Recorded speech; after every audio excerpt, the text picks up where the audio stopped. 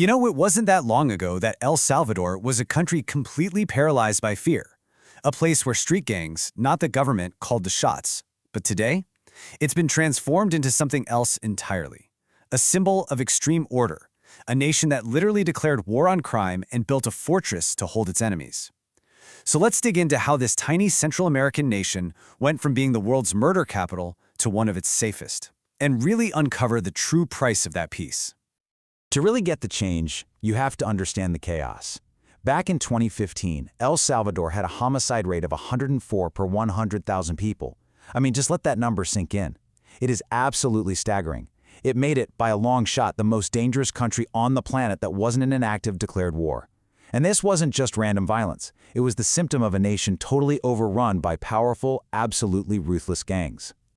Now, the two biggest players in this war were MS-13 and Barrio 18. But here's the twist. Their story doesn't even start in El Salvador. It's kind of crazy. They were actually formed in Los Angeles. They were started by the kids of refugees who had fled the Salvadoran Civil War. And to protect themselves from other LA gangs, they created their own. So when the US started deporting thousands of them back to a post-war El Salvador, they brought that whole gang structure with them, and they just took over. The country's fate really started to shift, and shift radically, with the rise of one man, President Nayib Bukele. When he was elected in 2019, he promised a complete break from the past, a break from all the failed strategies. He wasn't going to negotiate with the gangs. No way. He was going to eradicate them. He became the architect of this new, iron-fisted strategy to take back the nation. And this quote right here, it tells you everything you need to know about the government's stance.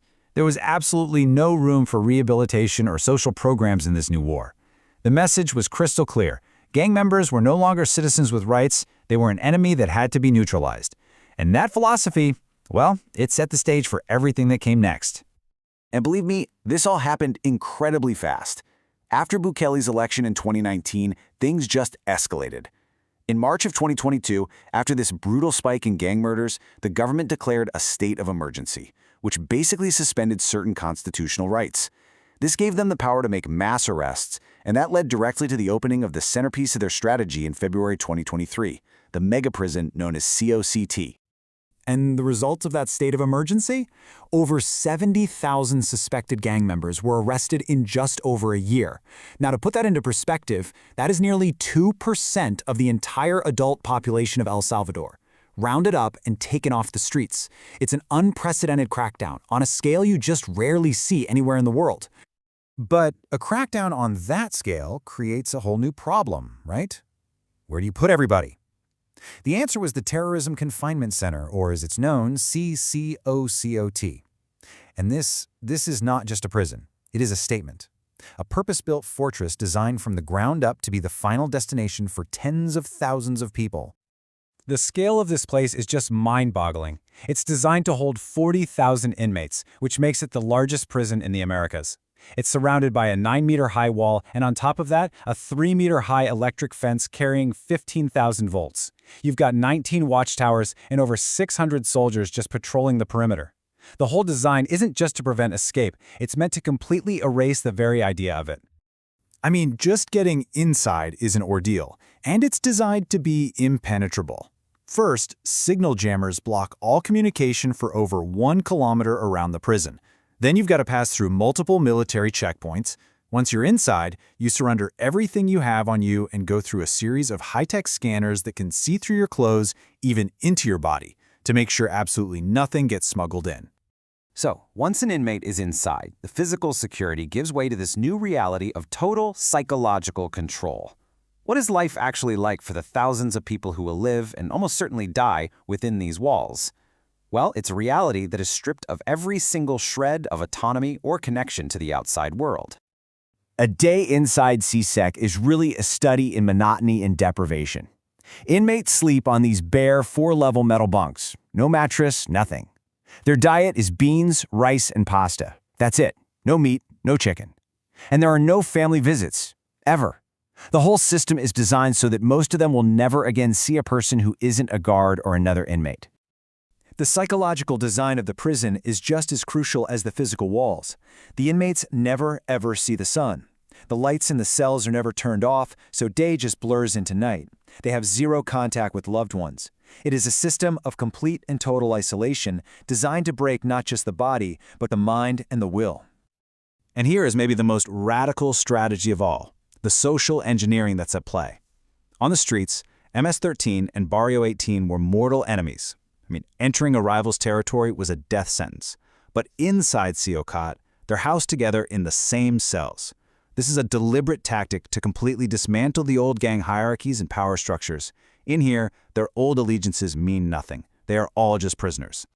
So you might be wondering, how did the authorities identify and arrest so many people so quickly? Well, a huge part of the answer was literally written on their skin. Tattoos, which were once a symbol of gang pride, power, and identity, became the primary form of evidence. A specific tattoo could be enough to land you in CECOT for the rest of your life. Yeah, each tattoo tells a story, and it signals a specific meaning to anybody who's in the know. A teardrop tattoo under the eye, that can signify a life the wearer has taken. Those iconic clown faces or masks, they represent a philosophy. Laugh now, cry later, live a hard life and deal with the consequences down the road.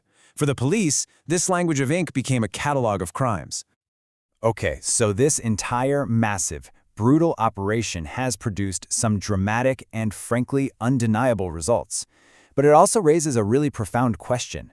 El Salvador has found a kind of peace, but at what cost? Let's take a hard look at the trade-off. So, does this iron-fisted approach actually work? Well, let's look at the numbers. Remember 2015?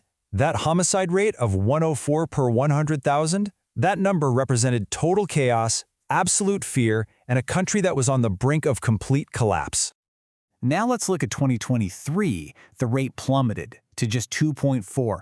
That is a drop of over 97%. In just a few years, the country went from being the most dangerous in the hemisphere to one of the safest. By that metric alone, the strategy has been a staggering, undeniable success. And this success isn't just a statistic on a chart, it is a lived reality for people. Before, entire neighborhoods were no-go zones controlled by gangs, where businesses had to pay extortion fees just to survive. Now, citizens report being able to walk the streets at night, feeling safe for the first time in their lives. A sense of normalcy has actually returned. But, and this is a huge but, this newfound security comes at a staggering price.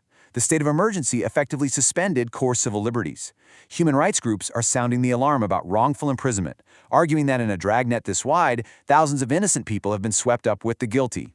Inside the prisons, conditions are described as inhumane. And for countless families on the outside, there's just silence, no information on where their loved ones are, or even if they're still alive. We actually got a rare glimpse from inside the fortress, from an inmate himself who said this: "When you find yourself in a maximum security prison, you regret it. Every day you cry." It really speaks to the psychological toll and the despair felt by those inside. While they may have committed terrible crimes, their experience now is one of profound regret and hopelessness, locked away from the world forever. So we're left with this fundamental question, aren't we? El Salvador has traded freedom for security, and it has achieved a level of peace that once seemed absolutely impossible. Is this brutal, uncompromising model a blueprint for other nations that are struggling with crime? Or is it a dangerous bargain, a temporary solution that's built on a foundation of suspended rights and unimaginable human suffering? The world is definitely watching to see what happens next.